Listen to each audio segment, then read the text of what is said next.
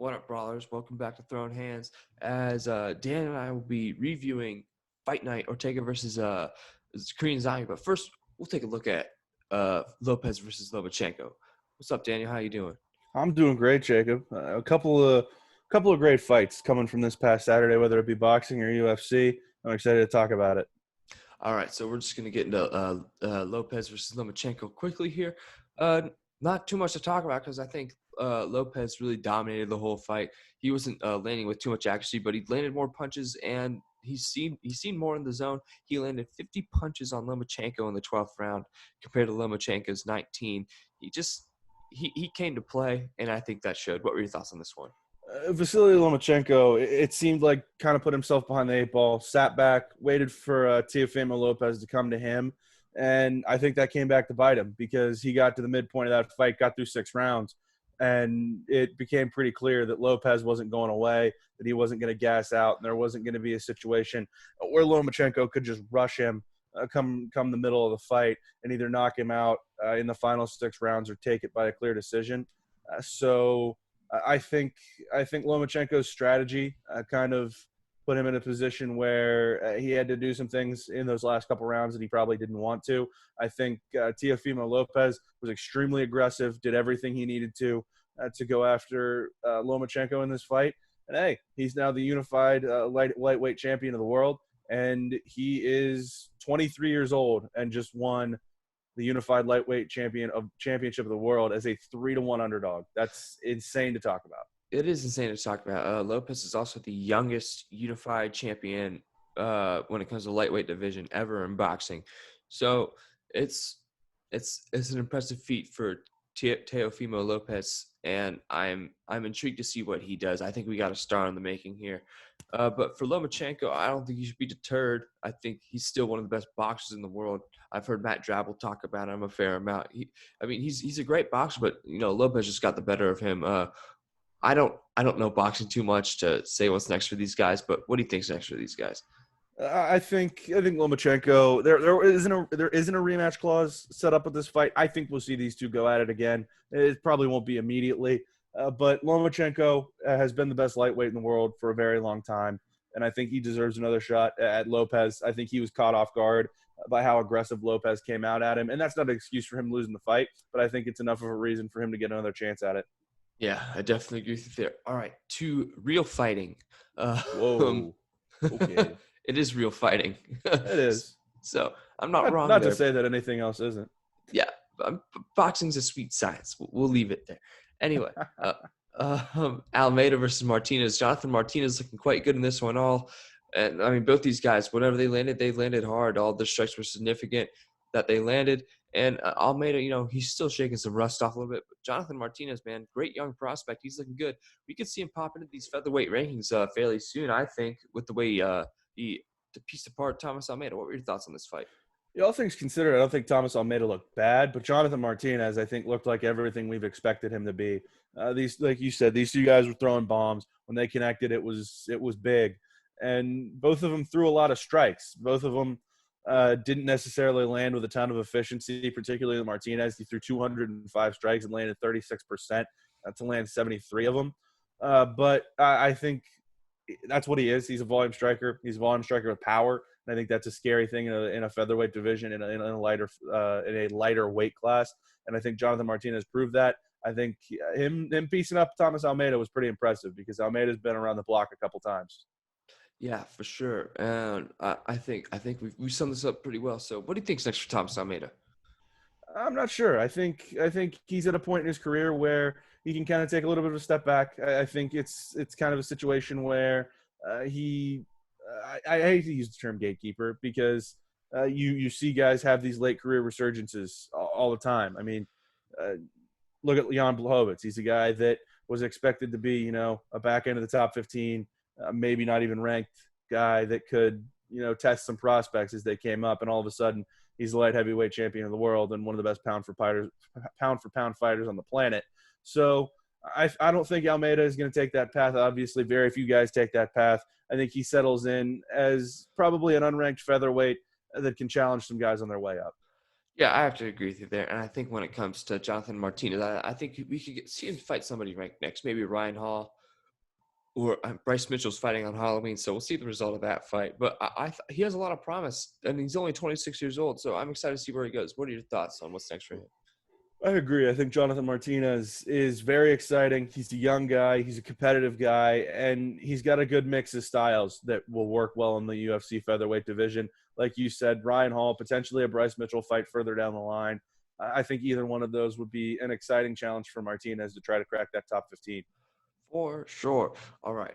To the next fight of the main card, Claudio Silva versus James Krauss. I don't think I've ever seen more projected strikes than what Claudio Silva threw on Saturday. I mean, I probably could have avoided those, honestly. And James Krauss picking them apart like he usually does with people. He's usually a ground guy, but he's been using his striking lately in his later fights, and he's been looking good doing it. What were your thoughts on this one? Yeah, James Krauss looked great in this fight. Like you said, generally a ground guy, but didn't land a takedown, only attempted one, while Silva attempted 12 and landed 2 of them. So, like you said, Silva was telegraphing stuff, didn't look great, but Krauss came out and just was able to generally dominate this fight. Shouldn't say that. As I look at the stats more closely, Krauss was pretty efficient, landing 59% of his strikes, 162 attempted strikes. He lands 96. 94 of them land significantly. That's really impressive. Krauss looked really good in this fight. Again, not necessarily a guy that's going to be pushing for title contention, but at this point in his career, James Krauss looks as good as he ever has.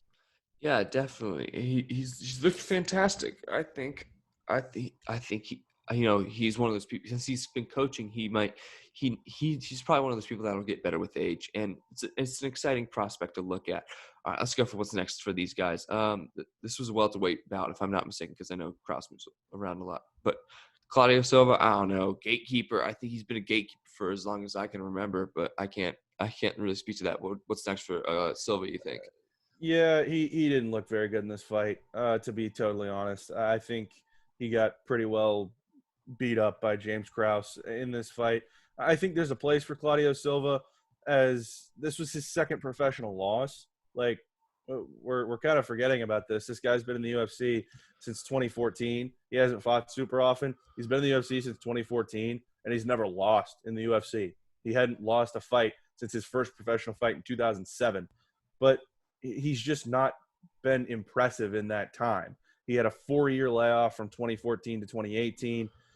He's a fighter that has a ton of success. He's a fighter that has the ability to win fights, but I just don't think he looked good enough on Saturday to tell me, hey, this guy at the age of 38 is going to be moving forward anywhere in the welterweight division. Yeah, you make a good point. And James Krause isn't young either. He's 34, and he came in on 12 days' notice, and his knee got busted in the first round, and he was hurt, and he still pieced apart Claudio Silva.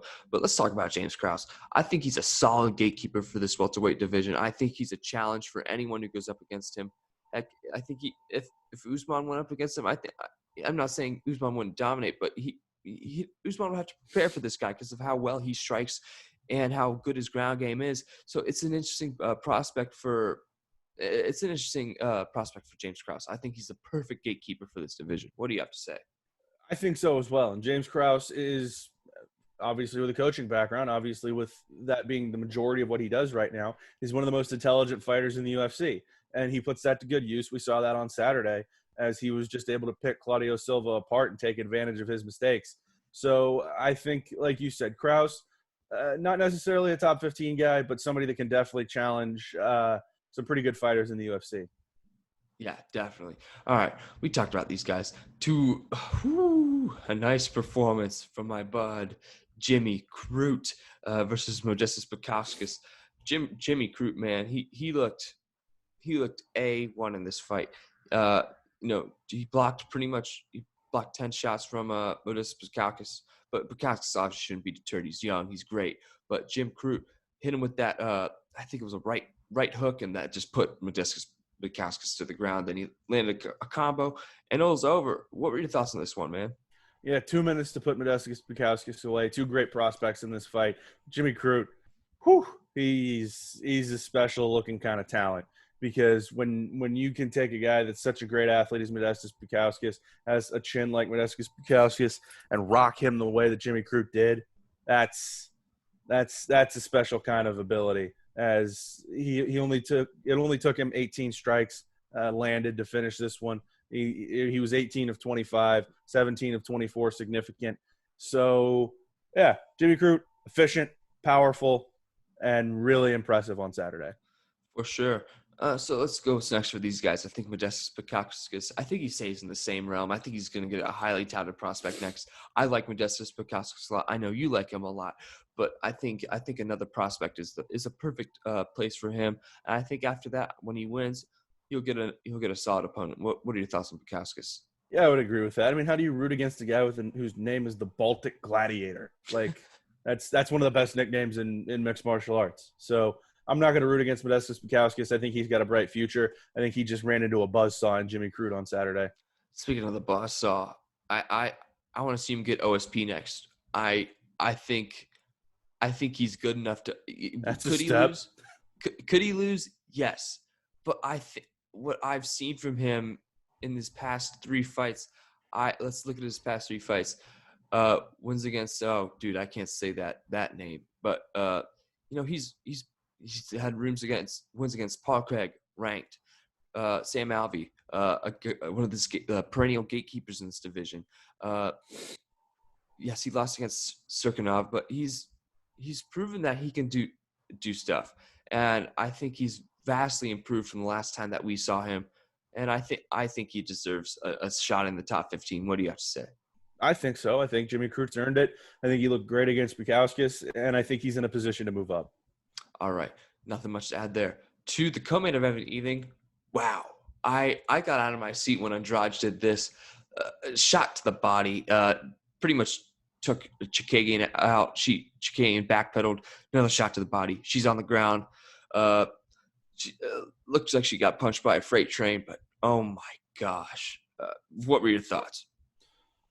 Jessica Andrade is a killer, man. That's all I can say.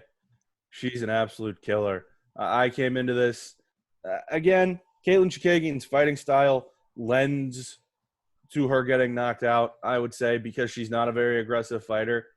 But Jessica Andrade just went after her from start to finish, and like you said, set it up with a body shot. And from there, it was elementary because Jessica Andrade dominated this fight, and she's a stone cold killer, and I don't think you can take that off her record.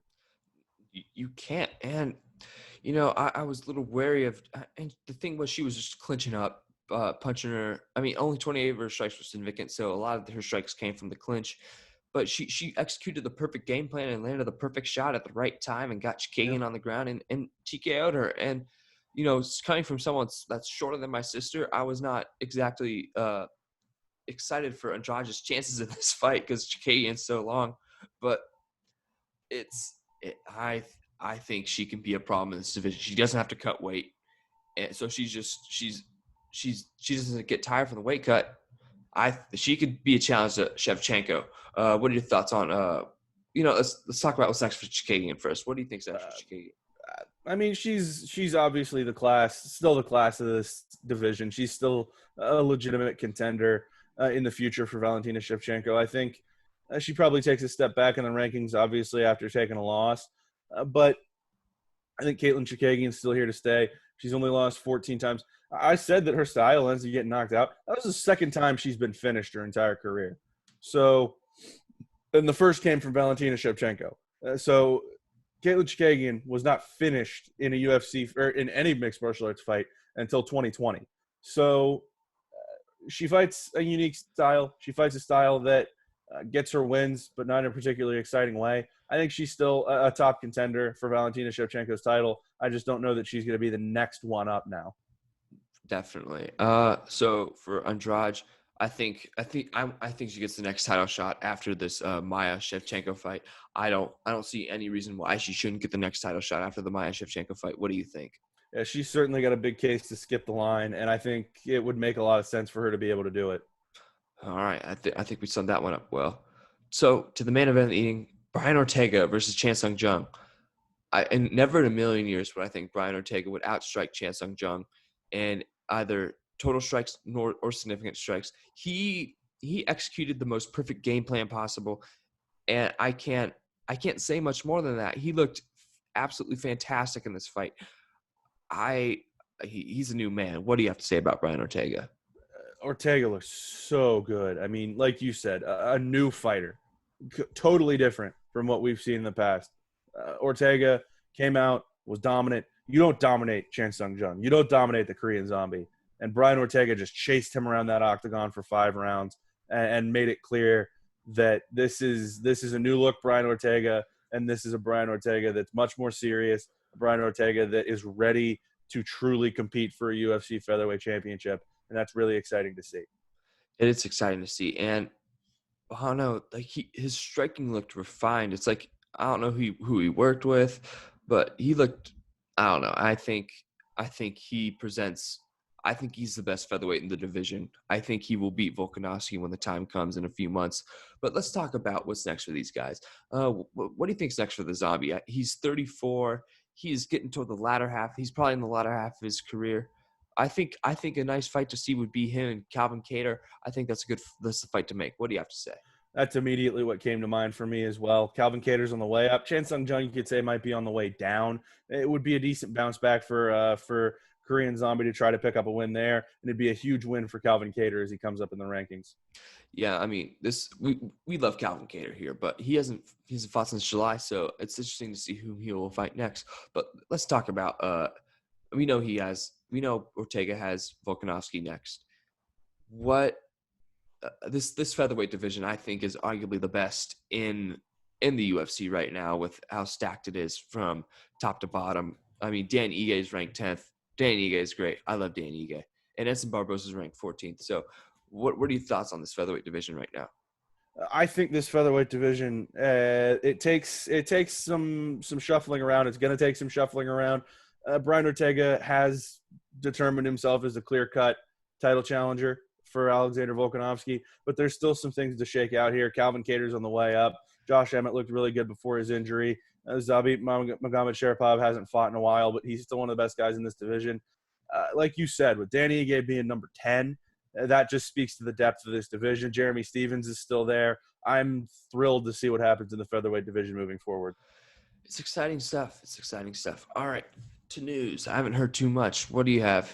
One story that jumped off the page to me, not a whole lot. You don't really get a whole lot in the days right after a fight card unless something huge happens. But an interesting one. 2-division champion from Cage Warriors, Mason Jones, has signed with the UFC. 4-fight contract for Mason Jones. This is really exciting to see. 155 and 170 champion in Cage Warriors. 10-0 as a professional. And, of course, the last time the UFC signed a Cage Warriors 2-division champion, it was Conor McGregor. But that's not to say that Mason Jones is going to reach the same level of Conor McGregor, but he's a very highly touted prospect, a multi-time champion, a multi-division champion in the biggest promotion in the UK. And I think it's really exciting to see the UFC go out and get a guy like Mason Jones. Oh, for sure. Definitely. I think it's a good prospect, and I'm excited to see it. Interesting piece of news.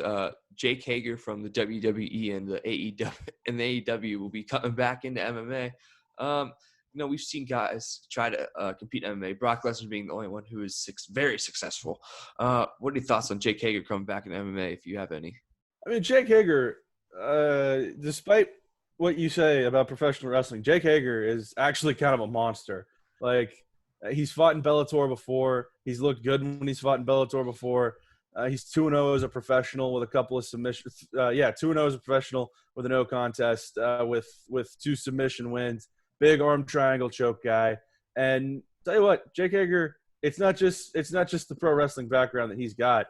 This guy was a 2-sport athlete at the University of Oklahoma as a wrestler and a football player, and was a national tournament qualifier as a college wrestler at Oklahoma. Was an All-American his senior year and set the University of Oklahoma record for the most pins in a single season with 30. So yes, Jake Hager kind of took an alternate route, you could say, in getting to a high level of mixed martial arts, and he's still involved in the world of professional wrestling. But he's not somebody to mess with when he gets in the cage. No, he's not. I think a lot of these he's by no means a CM Punk. This guy can actually compete and he can actually fight. So, good prospect, good publicity for Bellator, I think, because there's some good guys in Bellator like Douglas Mima and Ben and Michael Page. So, could expose Bellator a little more. All right, you got anything else? I'm good, man. I'm excited for 254 coming Saturday. I'm excited to be able to preview it later this week. This is a fun time to be a fan. It is a fun time to be a fan, and that'll do it for us. News. Sorry. Just looking at the headlines. Sorry. This came out yesterday. I almost forgot. Kevin Holland's going to fight again. Oh, yeah, that's right. On Halloween. Who's he fighting? Do you know? Mahmoud Muradov. Oh, he's replacing Christoph Jotko. Oh, okay. I'm excited. How many times has Kevin Holland fought in 2020? I don't know, man. Hold on. I need to look at this. Yeah, because this man is insane. Kevin Holland. I think this has to be his 5th time. It'll be his 4th. This will be his 4th? Okay. Yeah, he's 3-0 in 2020. All right. I mean, he's fighting an experienced guy in Muradov, so it's a good matchup for him. I think this will hopefully get him in the rankings. I hope so. He's a fun guy to watch. All right. You got anything else? That's it. I'm sorry. I saw that last minute. I love Kevin Holland, so I had to get that on there. I love Kevin Holland too, man. All right. That'll do it for us here on Throwing Hands. You can catch us literally anywhere you can think of podcasts or just search us in the search bar. Daniel, thanks for coming back on. Yes, sir. All right. We'll be back later, guys.